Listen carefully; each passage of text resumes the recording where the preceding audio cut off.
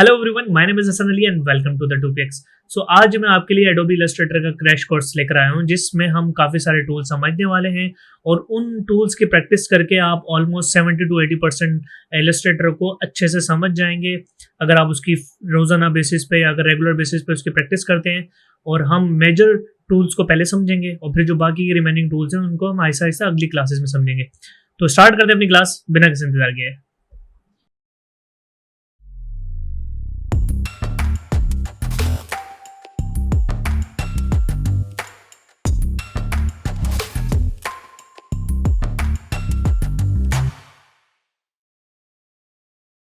तो हमारा इलस्ट्रेटर जो है वो ओपन हो गया है।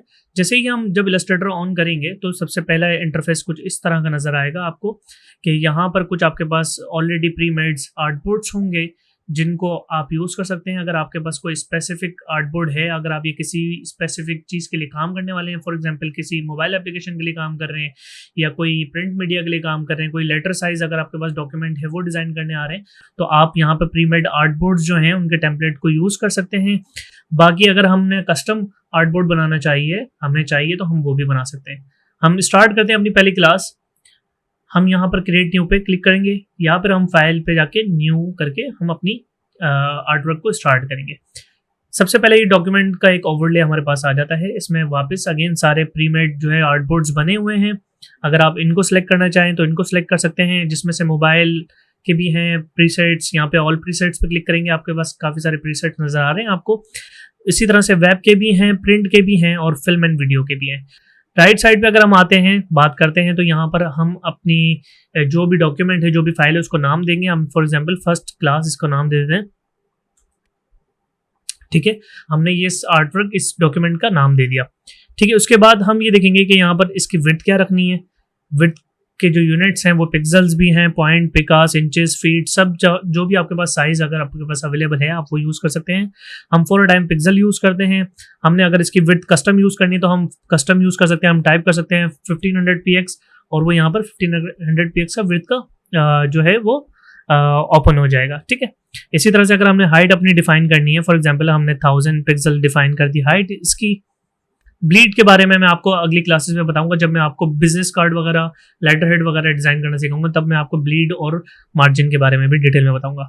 बात करते हैं कलर मोड की। हमारे पास दो किस्म के कलर मोड होते हैं। जब हम कोई भी डॉक्यूमेंट डिजाइन कर रहे होते हैं तो हमारे पास उसकी स्पेसिफिकेशन होती है, जिसमें हम मालूम करते हैं कि भाई ये जो डॉक्यूमेंट हम डिजाइन करने जा रहे हैं वो वेब पे यूज होगा या ये प्रिंट होगा, ये किस फॉर्म में ये यूज होगा, क्या मीडियम इसका यूज होगा। अगर उसका मीडियम जो है वो वेब है, सिर्फ हमने स्क्रीन पे ही यूज करना है, तो हम RGB मोड यूज करेंगे। RGB की एब्रीविएशन है रेड ग्रीन ब्लू। तो RGB मोड हम सिर्फ स्क्रीन पर्पस के लिए यूज करेंगे। फॉर एग्जांपल अगर कोई हम मोबाइल एप्लीकेशन डिजाइन कर रहे हैं, कोई वेबसाइट डिजाइन कर रहे हैं या कोई एलिमेंट वेबसाइट या मोबाइल के लिए डिजाइन कर रहे हैं, तो हम RGB मोड सेलेक्ट करेंगे। लेकिन अगर हम कोई प्रिंट मीडिया का काम कर रहे हैं, फॉर एग्जाम्पल कोई ब्रोशर बना रहे हैं, कोई फ्लायर बना रहे हैं, कोई बिजनेस कार्ड डिजाइन कर रहे हैं, तो हम CMYK की तरफ जाएंगे। और CMYK की एब्रीविएशन है सियान, मैजेंटा, येलो एंड की ब्लैक। ठीक है, अगर हम प्रिंट मीडिया की तरफ जाएंगे तो हम क्या यूज करेंगे, CMYK। अभी हम इसको RGB ही रहने देते हैं और बाकी की रिमेनिंग जो सेटिंग है रास्टर इफेक्ट उसको एज इट इज रहने देते हैं और हम इस पर क्रिएट पे क्लिक कर देते हैं।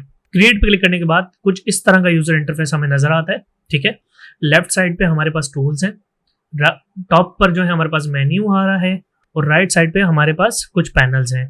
हम इसको यूज करेंगे अपनी क्लासेस में। ठीक है, सबसे पहले हम स्टार्ट करते हैं अपने सिलेक्शन टूल से। लेफ्ट साइड पे जितने भी टूल्स आ रहे हैं, इस टूल बार को हम बाहर भी निकाल सकते हैं, इसको मूव भी कर सकते हैं, कहीं पे भी रखना हो आपको। और अगर आप यहाँ पे आके स्नैप करेंगे लेफ्ट साइड पे तो ये इसमें अटैच हो जाएगा। ठीक है, ये हमारी होगी चीज। अब ये जो व्हाइट वाला है जो एरिया नजर आ रहा है, ये है आपका आर्टबोर्ड, जहां पर भी हम जो भी चीज डिजाइन करेंगे वो इस बाउंड्री के अंदर डिजाइन करेंगे। ठीक है, हम स्टार्ट करते हैं अपने शेप टूल से। शेप टूल आपको लेफ्ट साइड पर नजर आ रही है। यहाँ से हम बेसिक एक रेक्टेंगल बना लेते हैं। क्लिक किया और माउस को ड्रैग किया। अभी मैंने माउस रिलीज नहीं किया है, माउस का बटन रिलीज नहीं किया, दबा के रखा हुआ है। जैसे ही मैं रिलीज करूंगा तो ये रेक्टेंगल शेप बन जाएगी हमारे पास। ठीक है, हमने सिलेक्शन टूल लिया। अगर हमने किसी चीज को मूव करना है तो हम सिलेक्शन टूल के थ्रू उसको इजीली मूव कर सकते हैं।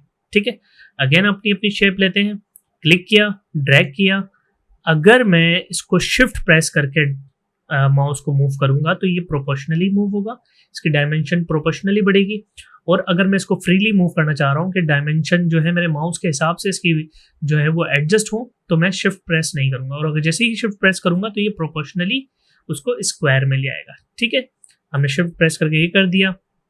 सिलेक्शन टूल लिया, सिलेक्शन टूल की जो शॉर्टकट की है वो भी, हम किसी भी टूल पे अगर माउस को होवर करेंगे तो वो आपको टूल का नाम बता देगा। फॉर एग्जांपल मैंने जैसे इस पे किया तो लैसो टूल बता रहा है, इस पे टूल होवर किया तो पेन टूल बता रहा है। ठीक है, उसके साथ उसके साइड में ब्रैकेट में शॉर्टकट की भी आ रही है। ठीक है, अब हम इस ऑब्जेक्ट को रिमूव करते हैं। रिमूव करने के लिए सिंपली इस ऑब्जेक्ट को सिलेक्ट करना है और डिलीट या बैक स्पेस का बटन दबा देना है। ठीक है, हमने इस ऑब्जेक्ट को, अगर अब क्या करते हैं, हम इस ऑब्जेक्ट को सिलेक्ट किया, जैसे ही मैं इसके पास माउस लेके जा रहा हूँ तो ये आइकन जो है ना माउस का वो चेंज हो गया। ठीक है, अब और करीब कर दूं तो फिर चेंज हो गया। ठीक है, अब हम समझते हैं कि ये चेंज क्यों हो रहा है। जैसे ही मैं अगर इसके पॉइंट के ऊपर ओवरलैप करता हूँ, माउस लेके जाता हूँ और इसको सिलेक्ट करके ड्रैग करता हूँ माउस के थ्रू, तो आप देखें कि हम इस शेप को स्केल कर सकते हैं। ठीक है, अगेन अगर मैं शिफ्ट प्रेस करके करूंगा तो प्रोपोर्शनली बड़ी होगी, और अगर शिफ्ट प्रेस नहीं करूंगा तो ये अपनी मर्जी से जो भी मुझे साइज रखना है रेक्टेंगल वो एडजस्ट हो जाएगा। ठीक है, सेकंड चीज, पहले तो हमने माउस के जो कर्सर को था बिल्कुल पॉइंट के ऊपर रखा था, पॉइंट से थोड़ा सा दूर रखेंगे। ठीक है, पॉइंट से दूर रखते हैं तो ये डिफरेंट आइकन बना हुआ रहा है। अब हम इसको देखते हैं कि ये क्या काम करता है। जैसे ही मैं माउस का बटन दबा के अपने माउस को मूव करूंगा तो ये देखें सेंटर से रोटेट हो रहा है। तो इसका मतलब ये जो टूल है वो रोटेट करने के लिए है। अगर मैं जो किसी चीज को मूव करना है, रोटेट करना है, तो मैं किसी भी पॉइंट पे ले आके ये एरो नजर आएगा, कर्सर नजर आएगा, इसको मूव कर देना है। जिस पोजीशन पे ये रेक्टेंगल था हम उसको वापस लाना चाहते हैं, तो हम क्या करेंगे, कंट्रोल जेड करेंगे। तो क्या होगा कि जो लास्ट पोजीशन थी उस पर आ गया, अनडू हो गया, जो भी हमने एक्शन अब परफॉर्म किया था ये उस पोजीशन पे वापस आ जाएगा। वापस कंट्रोल जेड करते हैं तो जो इनिशियल पोजीशन हमने स्टार्ट की थी उसी पे आ गया। तो कंट्रोल जेड करने से क्या होगा कि अनडू होगा, और कंट्रोल शिफ्ट जेड करेंगे तो रीडू, वापस उस पोजीशन पे आ जाएगा जो हमने पहले स्टार्ट की थी। ठीक है, अगर हमने बैक पे जाना है तो कंट्रोल जेड, और अगर फॉरवर्ड की तरफ जाना है तो कंट्रोल शिफ्ट जेड। ठीक है, अनडू और इसकी बारे में समझ में आ गया।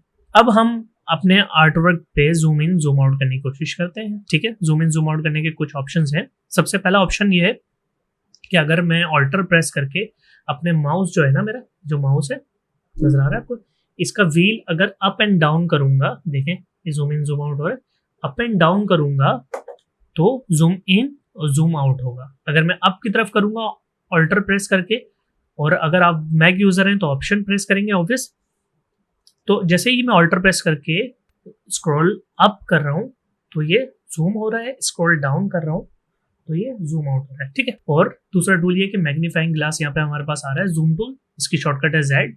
ठीक है, अगर मैं ये जूम टूल लेता हूँ और इस पर क्लिक करता हूँ तो ये हो रहा है जूम, और मैं अगर ऑप्शन प्रेस करता हूँ या ऑल्टर प्रेस करता हूँ तो ये जूम आउट हो गया। ठीक है, तीसरी चीज यहाँ पर आ रहा है हैंड टूल। हमारे जो व्यू है ना, जो भी आर्टवर्क और किसी भी चीज को मूव नहीं करेगा, हमारे व्यू को मूव करेगा ये। ठीक है, ये हमारे आर्टवर्क को मूव नहीं कर रहा है। अगर आप गौर करें, फॉर एग्जाम्पल अगर आपके पास दो आर्टवर्क भी होते हैं तो ये दोनों जो भी आपका जो व्यू है ना उसको मूव कर रहा होता है, आर्टवर्क के साथ मूव कर रहा होता।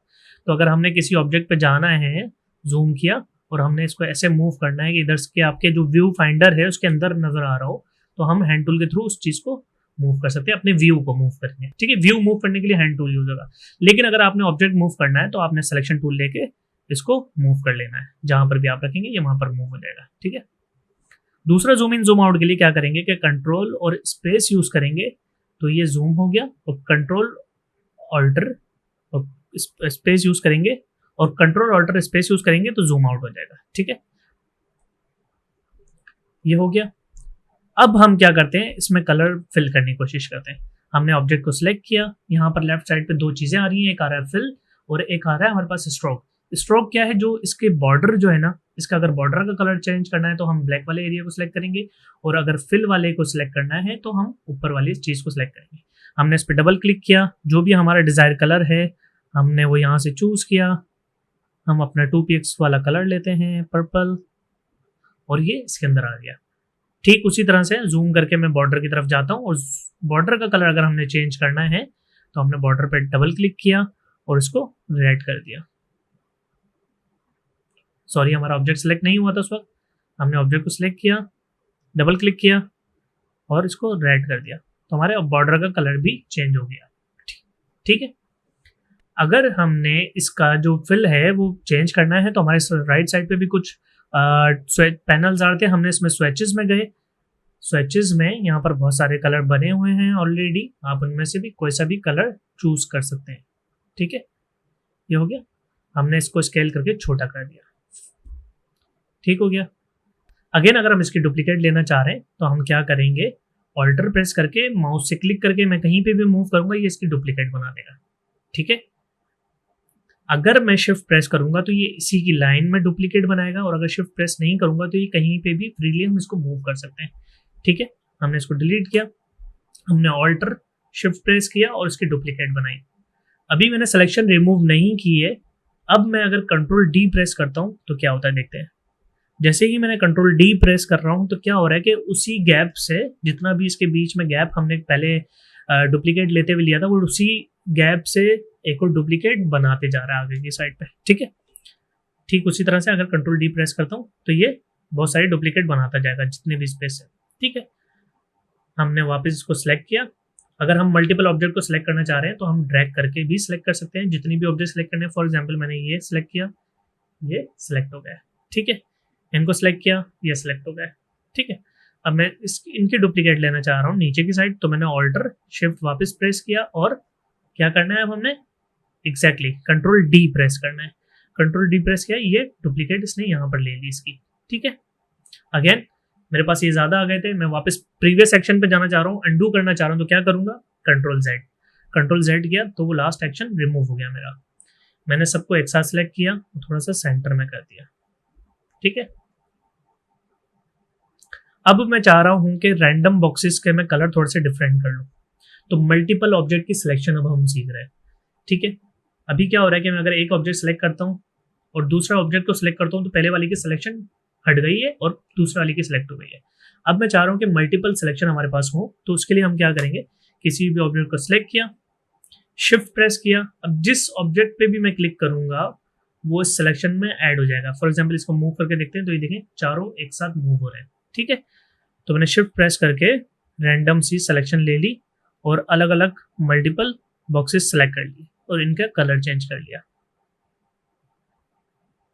ठीक है, इनका कोई भी कलर चेंज कर दिया। ठीक उसी तरह से अगर हमने वापस यही करना है तो हमने सेलेक्ट किया कोई भी ऑब्जेक्ट और शिफ्ट प्रेस करके डिफरेंट ऑब्जेक्ट्स अलग अलग जगहों पे से सिलेक्ट कर ली और इनका भी कलर हमने चेंज कर लिया। ठीक है, इजी है बिल्कुल, इतना आपको समझ आ रहा होगा। अब हम मल्टीपल ऑब्जेक्ट की सिलेक्शन करके उसको रिमूव करना सीखते हैं। ठीक है, ठीक उसी तरह से जैसे हमने अभी मल्टीपल ऑब्जेक्ट सेलेक्ट किए, उनके कलर चेंज किए, उसी तरह से हम मल्टीपल ऑब्जेक्ट सेलेक्ट करके उनको रिमूव करते हैं। हमने एक ऑब्जेक्ट सेलेक्ट किया, शिफ्ट प्रेस किया, मल्टीपल ऑब्जेक्ट सेलेक्ट किए जो हमने रिमूव करने हैं। ठीक है, ये हमने सेलेक्ट किया और बैक स्पेस या डिलीट का ऑप्शन दबाया तो ये रिमूव हो गया, डिलीट हो गया। ठीक है, इतना समझ में आ रहा है आपको। ये थी आज की हमारी सिलेक्शन की क्लास। सही, ठीक है, अब हम सारी चीजों को रिमूव कर देते हैं। ठीक है, अब हम सीखते हैं कि इसको ग्रुप कैसे करते हैं। अभी क्या हो रहा है कि अगर मैं एक ऑब्जेक्ट को मूव कर रहा हूं तो वो सिर्फ सिंगल ऑब्जेक्ट ही मूव हो रहा है। मैं चाह रहा हूं कि कोई भी किसी भी ऑब्जेक्ट को मैं मूव करूं तो ये पूरा एज अ ग्रुप मूव हो।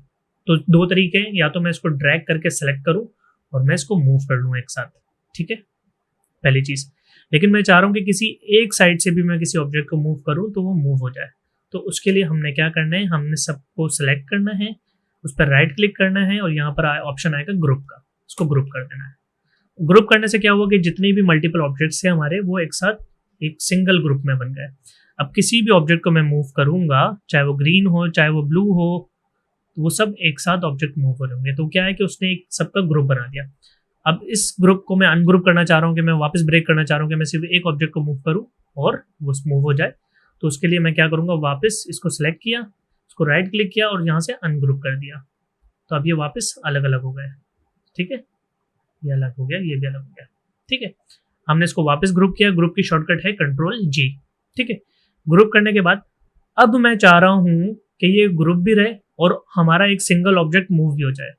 तो उसके लिए दो तरीके, या तो मैं इस पर डबल क्लिक करूँ और इसको आइसोलेटेड मोड में लेके जाऊँ और सिर्फ इसको मूव कर लूँ, और जब मैं बाहर क्लिक करूँगा, डिसलेक्ट करूँगा, तो हमारा ऑब्जेक्ट एज इट इज़ वैसे ही ग्रुप में रहेगा और अंदर की चीज़ को मूव कर लिया। ठीक है, एक तरीका ये हो गया। दूसरा तरीका ये है, मैंने अंडू किया, डायरेक्ट सिलेक्शन टूल लिया।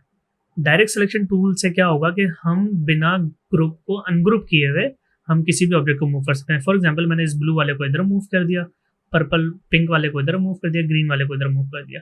ठीक है, सिलेक्शन टूल ली, जब मैंने सेलेक्ट किया तो ये सारे एक साथ ही हैं, मतलब इसका मतलब वो ग्रुप में रहने के बावजूद भी हमने उन ऑब्जेक्ट को मूव कर लिया। तो हम डायरेक्ट सिलेक्शन टूल से किसी भी ग्रुप में कोई भी ऑब्जेक्ट को मूव कर सकते हैं विदाउट अनग्रुप किए हुए। ठीक है, ठीक है, तो आज की क्लास को इतना ही रखते हैं, मिलते हैं नेक्स्ट क्लास में, ख्याल रखिएगा अपना, हाफिज़।